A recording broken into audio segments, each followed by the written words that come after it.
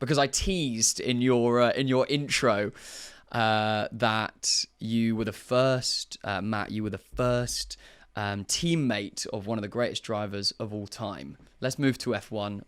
Who were you the first teammate of? Yeah, so in 2001, I went to Formula Renault in the Winter Series with Manor Motorsport. It was a very top team at that time. And I still remember the first time they told me who my teammates were going to be, because the first name they gave me was a guy called Nelson van der Poel, who was a world karting champion. I was like, ooh, that's quite tough. They'd said another chap called Ben Reeves, who was in T cars, very young. So I was like, not really sure about him. And then someone called Lewis Hamilton. Now, it's a bit of a joke that, because of course even then we all knew who Lewis was. Lewis had been kind of blazing a trail in the karting, and he had this link with McLaren, which obviously was McLaren Mercedes at the time. But yeah, that was my kind of first. I'd done some club racing. This was my first entry into national categories, and it was also moving into Manor Formula Renault, where Kimi Räikkönen had just left. He just won the championship. So yeah, I all of a sudden found myself kind of in and amongst all of these names. So yeah, it was the first time Lewis ever raced a car.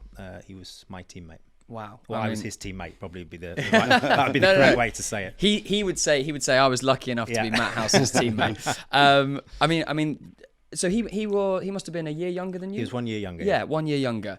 At that age, how old were the two of you at that time then? 16, 17. Can you tell that he was going to be something special at that age when you were racing alongside him? In retro, it's really hard to separate. Obviously, in retrospect, I think the thing about Lewis was that a lot of people said at the time, "Oh, he's doing loads of extra testing," and he wasn't, or certainly not that I ever saw. I think that McLaren, because remember Ron Dennis was a big part of guiding his career, so I don't think they wanted to give him an unfair advantage. They just wanted to put him in and see how he went. So, and I remember thinking. Well, I'm not sure he's anything special, because certainly off the first few tests, he was just where you'd expect him to be. I was a little bit ahead of him because I'd done a year of Formula Ford 1600, so not high level, but it was more car racing than Lewis had done. I didn't mean I expected to be quicker than him, but I sort of thought, I should have a chance. So nothing about his driving in the early sort of tests we did suggested how good he was going to be. There was a couple of flashes. I think what was really clear from the beginning was just how kind of confident and how self-assured he was, but not in an arrogant way. He had a good unit around him. His dad was there with him. Nicholas was there. His brother was still in a wheelchair at that time. And, so he was actually a very nice guy. Lewis was very compassionate, always sort of cared about what you were doing. And when it became clear in the earlier tests that I was a little bit quicker, there was then a mutual respect, from that. And so I always felt that, compared to what anyone would think, he's probably arrogant, he probably knows he's going to Formula One and that's why he's so friendly. And I think he's just genuinely like that. So I think that's a big character, like it's a sign of strength, not a weakness to be like that.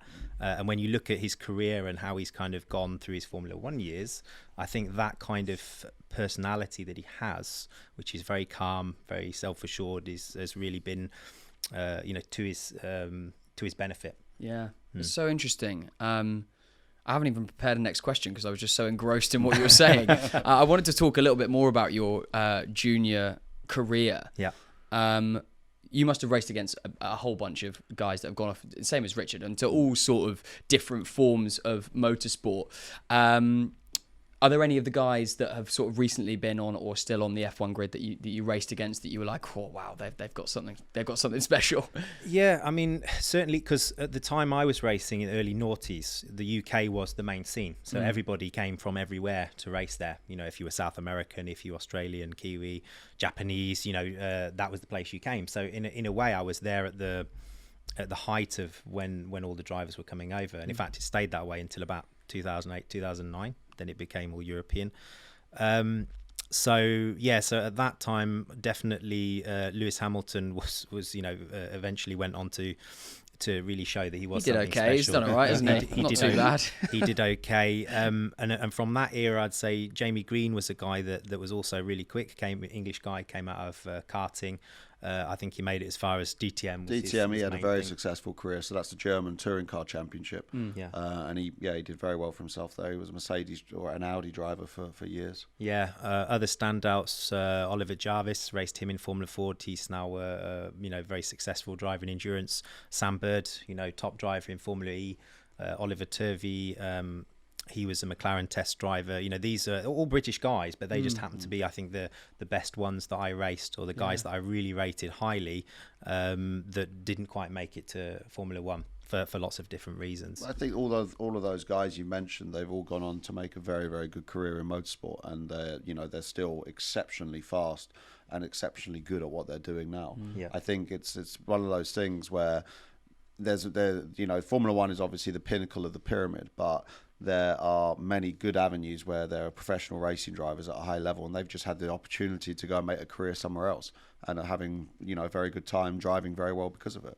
Yeah, I find motorsport so interesting because it's so, as you say, F1 is the pinnacle, but it's actually very big and very diverse in the amount of jobs that you can take. Matt, I know one of the other things that you do is almost advising companies on who might be the next big thing and where to invest their money in terms of a driver. Talk to me a little bit about that. How does that process work? How do you go scouting, or how does it work? Well, I mean, I had a 20-year career as a driver, but about 5 or 6 years into that career, I started doing a lot more driver coaching. Driver coaching is certainly something in the noughties, I would say. It wasn't a lot of people doing it, or there wasn't a lot of teams using them. Only on a very kind of, this driver will come and help. So no one was really pushing the level of what a coach could be. It's completely different now. There's a lot of driver coaches out there that have made a true profession of it. Yeah. So in that time, obviously, you learn a lot. You learn a lot about your own driving, but you see a lot year in, year out, because then fast forward a decade and I've had 10 years of 8 to 12 drivers a year, coaching them in different formulas. And I also, during my career, kind of stalled around 2008. Once I got to Formula 3 level, it stalled a bit, and so I went to university, got myself a degree in psychology, with the idea being that I could again really reinvest that into the coaching, and making that more of a thing. So that, but really the state of psychology in motorsport at that time was very limited. So I would say that I didn't pursue motorsport psychology. I just used what I learnt and applied it to what I was doing in the coaching.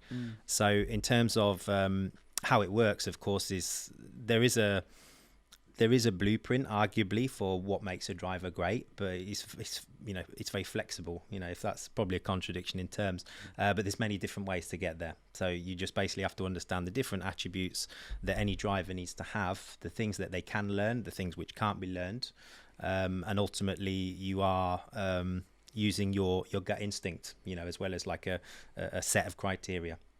So, of course, I was a little bit involved with Racing Steps Foundation, the RSF. They were a great organisation that were bringing drivers, completely funding drivers from the bottom all the way to the top. So that's James Collado, Oliver Rowland, Jake Dennis, Ben Barnicoat. I mean, these guys have all gone on to make great careers. James Collado just won Le Mans overall in the Ferrari. Jake Dennis won the Formula E Championship this year. Yeah. So Jake is reigning Formula E champion. So in the latter years of the RSF, I started getting involved with their selection process. So that's really how that works. And so it's all about experience. Again, I could sit down and teach someone how to look for drivers, but it really helps to have your feet on the floor, circuit week in, week out, to really know what you're looking for.